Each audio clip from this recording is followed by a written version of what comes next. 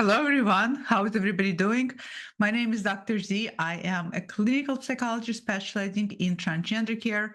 Welcome to my channel. If you are new to my channel or not new but have not yet subscribed, make sure you do subscribe. It not only helps the channel, it helps people get this incredible information at their fingertips, literally. And if you don't follow me yet on Instagram, link is below. You absolutely want to follow me on Instagram. One, it helps me tremendously in terms of people again finding all of this free content. And two, that's where I show up daily. That's where I answer your direct Q&As. That's where I give you tips, advice. Again, that's where the engagement happens with me daily. So make sure you follow and let's connect on Instagram.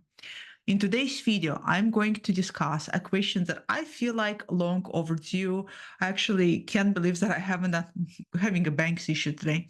Can't believe I have not done a video on this yet. At least I don't think I have, even though I have over 200 videos by now. And the question is, to what extent does gender anxiety, gender rumination, gender obsession, or even gender OCD, obsessive compulsive disorder, now kind of linked somewhat to gender? I'll explain this in a little bit. In what extent does that actually maybe what is happening versus an actual gender dysphoria? So, in other words, in simpler terms, to what extent could my gender anxiety be masquerading themselves and presenting themselves to me as if I truly have gender dysphoria, as if I am trans and need to transition, when in reality, all it is just my mind, the ways that my anxiety works, the way that I tend to ruminate on it, when deep down, this is really not my identity. I get asked this question a lot. Generally speaking, a lot of people tend to fall into three types of most common personality typologies, not talking about personality disorders, just characteristic typology traits: anxious kind, depressive kind, neurotic type. Neurotic type would be somebody that is in the middle, somewhat can be sometimes anxious, sometimes depressed, but overall kind of more balanced. Anxious people tend to be more anxious, depressive types tend to be more depressive. I'll do a separate video explaining how all of those will affect your gender dysphoria so that we can understand yourself better. Today, let's focus on gender OCD, gender anxiety, gender rumination. Now, all of this that I just listed fall under umbrella of anxiety, period, and under umbrella of anxiety disorders. I hate the word disorders.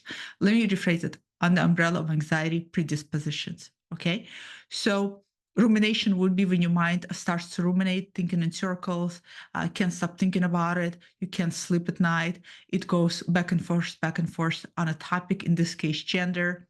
Gender obsessiveness, you become so obsessed, you go down the rabbit hole, researching, finding out everything you can, really throwing yourself into gender activities. That's all you think about. You obsess about it. You can't stop thinking about it. You can't stop maybe planning even steps for the future. So that would be gender obsession. And then gender anxiety is any kind of anxiety and stress you feel in regards to your gender. I see a lot of people who have gender anxiety. I see a lot of people who have gender OCD. See a lot of people that have standalone OCD, and now that they have gender dysphoria, they're experiencing gender OCD, which is also not necessarily the same thing as, I don't want to confuse you all, but as gender OCD in of itself. Let me simplify it a little bit more. Because the number one question that I get asked by individuals who struggle with anxiety, which is from the three types, depressive, neurotic, and anxious, anxious types tends to be more predominant. Anybody who's struggling with gender anxiety or what they perceive to be gender OCD tend to ask me, to what extent, how do I know for sure that I truly do have gender dysphoria? It's a very valid and a very important question to ask yourselves. And I can only imagine how something like that can really keep you up at night, especially if you know you're anxiety prone. People who have anxiety prone tendencies know that they tend to obsess about things, and those things tend to pass in their lives. So it's only normal for you to ask yourself and think, to what extent could this also be as the same or equal obsession that can also pass? Here's how I help my clients understand and how I help them distinguish between understanding to what extent it is actually gender dysphoria, to what extent it is simply anxiety masquerading and presenting itself as if it is gender dysphoria. One of the first basic things you can do for yourself is to see whether your dysphoria has been present throughout your lifetime and throughout your lifetime domains. For a lot of you, your dysphoria has started off early in childhood. It could be that it started off in early, before you hit puberty. It could be that it started off when you hit puberty, or it could be that it started off in your post puberty, early teen adulthood years. If you are right now at an older age and you have gender dysphoria history that goes back starting at any of these milestones, and it has been showing up and being present in different domains of your life, meaning in your friendships, in your relationships, in your interactions with others, in your interactions with family, at your work, in your relationship to yourself, then you're looking at gender dysphoria that has been constant throughout your lifespan.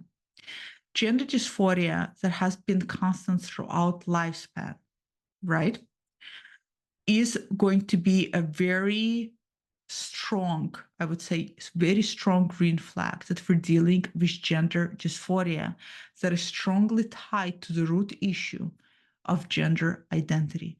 Remember, like I always say, just because you have gender dysphoria does not mean you are transgender.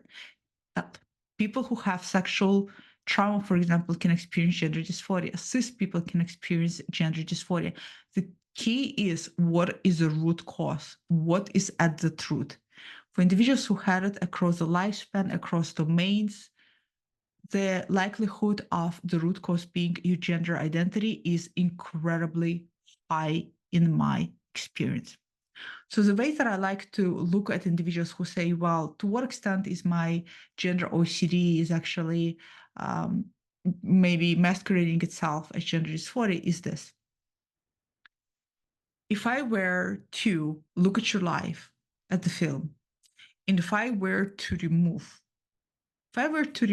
your gender anxiety, your gender obsessions, your gender ruminations, your gender OCD, if I were to remove it from your life, would gender dysphoria still be present? For a lot of people, the answer is yes, because it's been there since childhood. What you need to understand is these predispositions we all have, being depressive, anxious, or neurotic type. What it does is amplifies, in case of anxiety, it will amplify dysphoria and how you experience and how you feel it. In case of depressive kind, it would regress it, it would shut it down.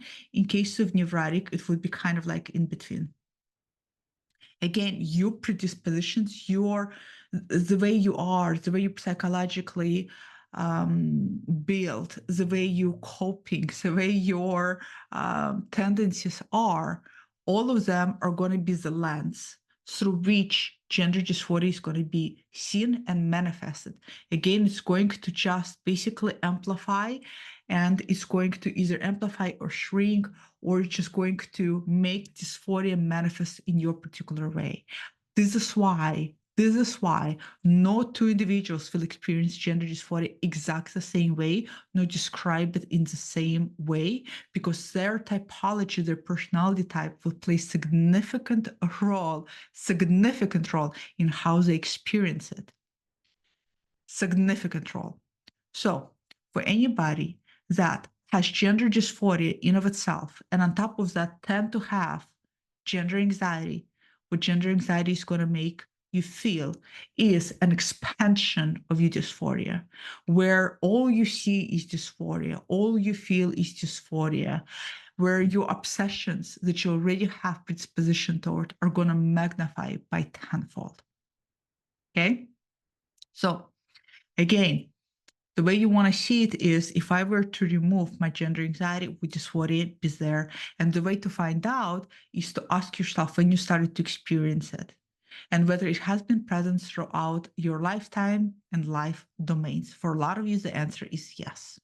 That's how you know that you have standalone gender dysphoria issue, and that anxiety is a secondary thing that you're struggling with, depending on the degree and severity of anxiety. Because let's remember, just because you have anxiety doesn't mean you're struggling with it and you need help. Now, for those of you who are watching this and this is going to be oftentimes for two types of individuals. One, younger adults who don't have this history, don't have this onset, and just found out, just like started to wonder, question their gender. And it's going to be for older adults who also don't have history, and just one day suddenly woke up and you having gender crisis, your egg has cracked. How, in your case, if you also have gender anxiety, what does it tell you and how does it play into the place? So let's first address young adults. Young adult, if you don't have history of gender dysphoric onset early on, does it mean that you're trans or not? It doesn't mean anything at this point. All it means is that you don't have that history. What you need to find out first and foremost is to what extent you actually do have gender dysphoria that is tied to your gender identity as a root issue. Because remember, as a young adult, you are growing up in today's culture where we're inundated with gender language, where we're talking about gender all the time, where we are shifting our understanding and conceptions of gender. And as a result of being brought up in this environment, you're going to start to see your relationship to your gender differently. But, not but, let me rephrase that. As a result, this is going to cause you to have what I call social dysphoria. Meaning, if the first group that I discovered in the beginning of this episode, they have what I call physical dysphoria from early on. What is the physical dysphoria? You're 4 years old and you're telling your parents you don't feel comfortable with your body. You tell your parents you should be a girl, you should be a boy. That's physical dysphoria because you physically feel that the body doesn't align with how your brain sees yourself, right? So for younger adults in this group who just found out, for a lot of you, it's going to start off with social dysphoria. What is social dysphoria? Social dysphoria is when you may not yet feel physical dysphoria, but most likely you will. It's going to follow. But first, it starts off with social, because again, you grow up in this culture that inundated with gender. You're starting to wonder, ask yourself all of these questions, and you're starting to realize that you're more than just a binary box of a man and a woman. You're starting to find out there's more to you. You want to express it. As you start to express it, then you may not even think about yet physical dysphoria. You may not even experience yet physical dysphoria. You may not even yet think about transition. What happens is, as you start to express yourself, you still live in a world that is binary. The world starts to push against you. That starts to produce anxiety. You already have anxiety because we're talking about anxious types. Anxiety goes through the roof. Then you start feeling physical dysphoria. Once you start feeling physical dysphoria, you start asking yourself, could I be trans? And then your anxieties will exasperate it. They will blow it out of proportion. Here's the thing. It is important to first find out, are you an anxious person who tends to have anxiety all of the time? If you do, how is it applicable to you in this case? It is also important to find out whether you actually have gender dysphoria or whether in this case, it is something you're obsessing about.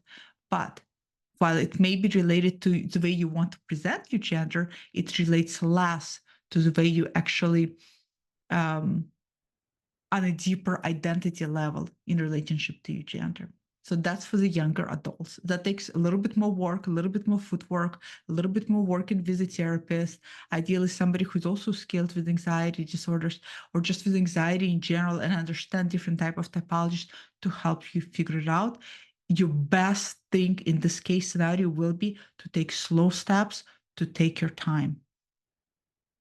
Here's a really good example for all of the groups watching that I like to make. If you're still trying to figure out, oh my God, to what extent is this gender OCD, gender anxiety, or to what extent is this really gender identity issue? And this is truly gender dysphoria. People who are anxious and people who are prone to rumination and obsessiveness tend to, when you find something you're interested in, a lot of you will relate to this, you get obsessive about it. Let's say you got so interested in collecting maps. Oh my God, does anybody, by the way, collect maps anymore? Remember my cousin did back in the 90s. So let's just say you got into collecting stamps. You will get so obsessive about it. You maybe spend about 3 to 6 months chasing a particular rare stamp on eBay. You may buy your stamp collection binder, album, and carefully put them all in. You may be Googling what are the rare stamps. In other words, your whole world for those 6 months, about 6 months, that's usually about obsessiveness, how long it lasts in my experience, 3 to 6 months. It's going to whirl around this.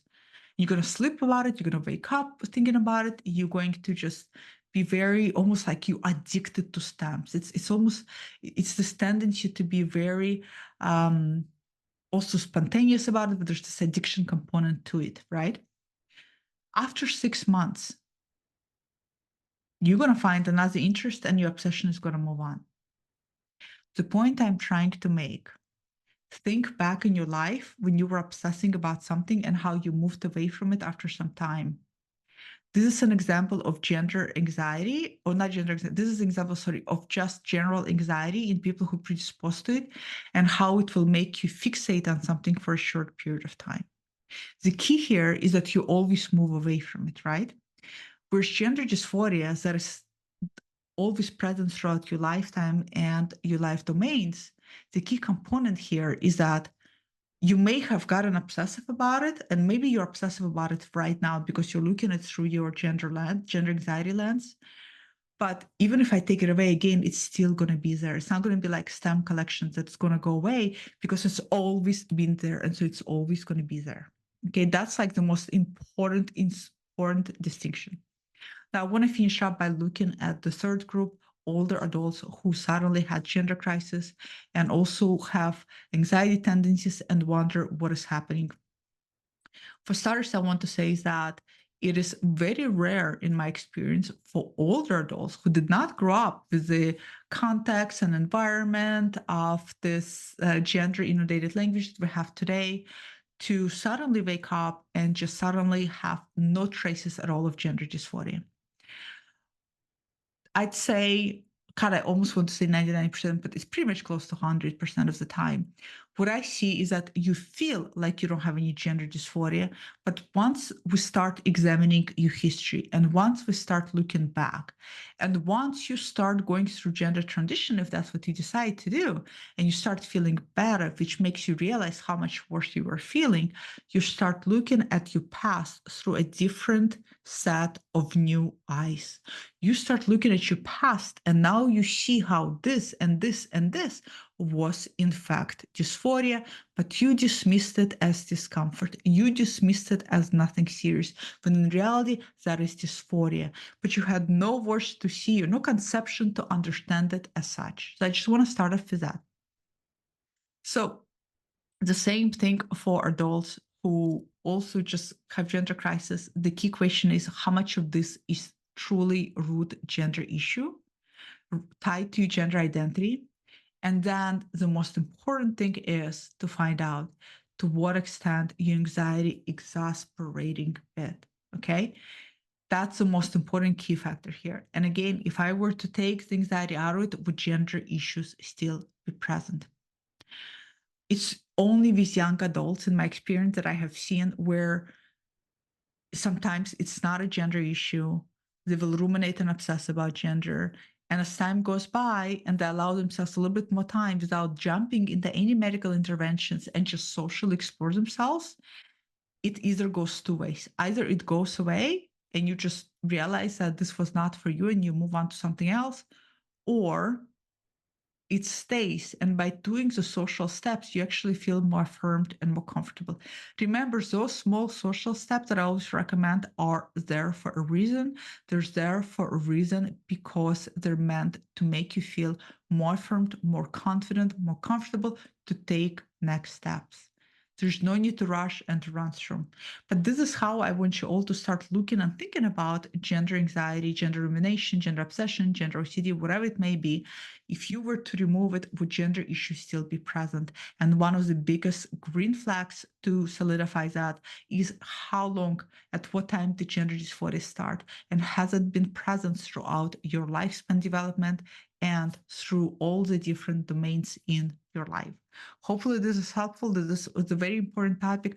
I will definitely do the video on the three most common characteristic types, anxious, depressive, and neurotic, and how that will manifest in regards to dysphoria and what to watch out for, what to anticipate, because I think it's going to be very helpful. Comment below, share your thoughts, and I'll see you all next time. Bye.